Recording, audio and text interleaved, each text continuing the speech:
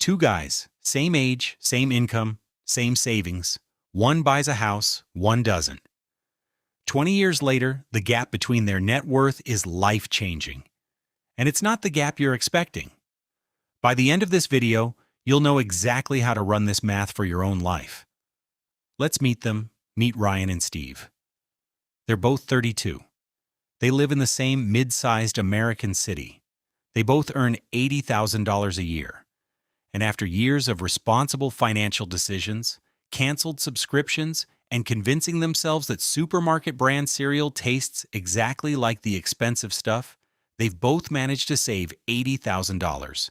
Financially, they're identical. Personality-wise, not even close.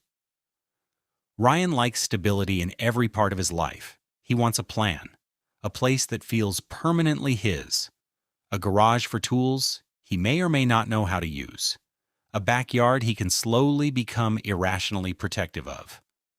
Steve is different. He values flexibility. He doesn't know where he'll be 5 years from now, and honestly, he prefers it that way. Committing to the same address for 30 years makes him slightly more nervous than it probably should. Those two personalities lead to two very different decisions. Ryan buys a home. Steve keeps renting. For the next 20 years, we're going to follow every mortgage payment, every rent increase, every repair bill, and every dollar Steve invests instead. Then we'll see where two identical starting points actually end up. Ryan finds the one. 3 bedrooms, 2 bathrooms, a small backyard, and a garage large enough to store exercise equipment he will never use. The home costs $350,000. He puts $70,000 down, 20%, leaving a $280,000 mortgage. But the down payment isn't the only money he needs. Closing costs, lender fees, title fees, inspections, prepaid taxes, and roughly 46 documents he signs while understanding almost none of them. Closing costs typically run 2 to 5% of the purchase price. On a $350,000 home, that's $7,000 to $17,500. Let's call it $10,000. So before Ryan has even moved in, his entire $80,000 is gone. $70,000 down, $10,000 closing. He takes a 30-year fixed mortgage at 7%. Principal and interest, about $1,863 a month. Add $350 property tax, $150 insurance, and $290 set aside for maintenance, roughly 1% of the home's value a year. And Ryan's monthly housing cost starts at $2,653. Steve rents a comparable 3-bedroom nearby for $2,000 a month. No property taxes, no insurance. If the water heater retires, that's his landlord's problem. That's an extra $653 a month sitting in Steve's pocket. For a brief moment, that money starts looking suspiciously like a trip to Thailand. Steve resists. He puts the $80,000 he didn't spend on a house into a broad stock market index fund.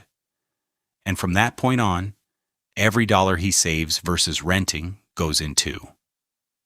Here's usually where someone says, Steve's throwing $2,000 a month away on rent. Ryan's mortgage is building equity. Technically true. But look closer. In Ryan's first month, $1,633 of his payment is interest. $350 is tax. $150 is insurance. $290 is maintenance. Out of his $2,653 total, only about $230 actually builds equity. The other $2,423 is just the cost of owning the house. Steve pays $2,000 in rent. Yes, zero equity. But calling rent throwing money away, while treating mortgage interest, taxes, insurance, and roof repairs as an investment, is creative accounting. Both men are paying for shelter. One of them is paying slightly less for it, for now. Ryan's mortgage balance has dropped to about $270,835. just over $9,000 of principal paid down in 3 years. Assuming 3 to 4% annual appreciation, the house is now worth $382,000 to $394,000. That's $112,000 to $123,000 in home equity. Steve has paid $72,000 in rent over the same period, but his original $80,000, growing at a 10% average return, is now worth roughly $106,000. Add his monthly contributions and their growth, and his total portfolio sits around $130,000. Surprisingly close. Ryan can paint the living room whatever color he wants. Steve can move next month. Ryan's principal and interest payment is locked, but total cost isn't. Property taxes rise with the home's value, insurance climbs, and as the house ages, repairs get more ambitious. Steve's rent starts at $2,000, but creeps up roughly 3% a year, $2,060, then $2,122, then more. Nothing about the apartment changes, except what leaves his account. His $653 monthly advantage slowly shrinks. This is where time starts working in Ryan's favor. Fixed cost versus rising cost. But Steve still holds one major card we haven't fully counted: opportunity cost. That original $80,000, compounding at 10% for 2 decades, has enormous room to grow. That doesn't mean Ryan lost. His money went into an appreciating equity-building asset, but an honest comparison has to count both paths. Ryan is 42. His home, appreciating 3 to 4% a year, is now worth $470,000 to $518,000. His mortgage balance has fallen to about $240,000. That's $230,000 to $278,000 in equity. Steve's original $80,000 alone has grown to roughly $207,000. Add a decade of shrinking but steady monthly contributions and their compounding, and his total portfolio is around $290,000. Steve is still ahead on paper, but his rent is no longer $2,000. It's approaching $2,700. Ryan's mortgage payment, still $1,863, exactly as it was on day one. So does that mean Steve's clearly winning at this point? Not so fast. Watch what the next 10 years do to both of these numbers. Ryan and Steve are 52. Ryan's home is now worth $632,000 to $767,000. His mortgage balance, about $160,000. Equity, roughly $472,000 to $607,000. Steve's original $80,000 alone is now worth roughly $538,000. Add everything else he's invested and its growth, and his total portfolio lands around $750,000. On pure net worth, Steve comes out ahead. But the shape of that wealth is completely different. Steve's money is liquid. Sell a few shares? Done. Ryan can't sell 8% of the kitchen without some very awkward conversations with future buyers. And Ryan's finish line is close. 10 years left on the mortgage. Then his housing cost drops to taxes, insurance, and maintenance alone. Steve's rent, now around $3,600 a month, has no finish line, ever. Steve's result rests on one very fragile assumption. He actually had to invest the difference, every month, for 20 years. When the market rises, invest. When it falls 30%, invest.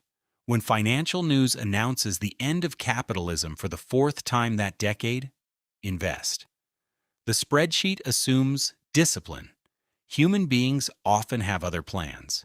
That $653 a month quietly becomes a nicer car, a few holidays, a slightly better lifestyle. And 10 years later, the portfolio that looked fantastic on paper never actually left the paper. A mortgage, by contrast, is forced saving. Ryan never decides whether he feels like building equity this month. The bank already decided for him. Behaviorally, that matters more than most people admit. But buying has its own weak spots. Time. Sell after 3 years, and closing costs plus selling costs plus interest-heavy early payments can wipe out the entire advantage. Mobility. A cross-state job offer is a 2-minute decision for Steve. For Ryan, it's sell with fees or become a landlord with a mortgage in one city and rent in another. Concentration risk. Steve owns thousands of companies. Ryan owns one house, on one street, in one city. He can't rebalance by selling the upstairs bathroom. Liquidity. Steve needs $20,000, he sells some shares. Ryan needs $20,000, he's refinancing, borrowing against equity, or selling the house outright. So which is better, buying or renting? Honestly, it depends. Buying wins when you're staying long, 7 to 10 plus years. Giving transaction costs time to be absorbed and letting a fixed payment become more valuable as rents rise around you. It also wins when prices are reasonable relative to rent. One quick gut check. Divide home price by annual rent. The price to rent ratio. $350,000 divided by $24,000 equals about 14.6. Above 20, renting usually gets more competitive. It's a shortcut, not gospel. Rates, taxes, and expected returns still matter. Renting wins when prices are high, relative to rent, when flexibility has real value to you, and when the renter actually invests the difference instead of spending it. And it doesn't have to be either or. Buying a home doesn't mean you stop investing. Personal finance isn't about finding one perfect strategy. It's about understanding the trade-off you're actually making. Ryan traded liquidity and mobility for stability, leverage, and long-term control. Steve traded housing certainty for flexibility and liquid, growing wealth. Neither choice was automatically smart. Neither was automatically stupid. It comes down to 2 questions. How long are you actually going to stay? Buy and leave in 3 years, and transaction costs will punish you. Will you genuinely invest the difference? Rent for 20 years and spend every dollar you save, and the entire advantage disappears. Rent isn't automatically throwing money away. Renters pay rent. Homeowners pay interest, taxes, insurance, maintenance, and transaction costs. Both are paying for housing. Home ownership can build enormous wealth, but it's also an expensive, illiquid asset with concentration risk and a roof that occasionally invoices you for $12,000. The winner isn't always the homeowner. It isn't always the renter. Ryan needed to stay long enough for buying to work. Steve needed to invest consistently enough for renting to work. 20 years later, the difference between them didn't come down to who bought and who rented. It came down to what they did after deciding. If this kind of breakdown is useful, subscribe.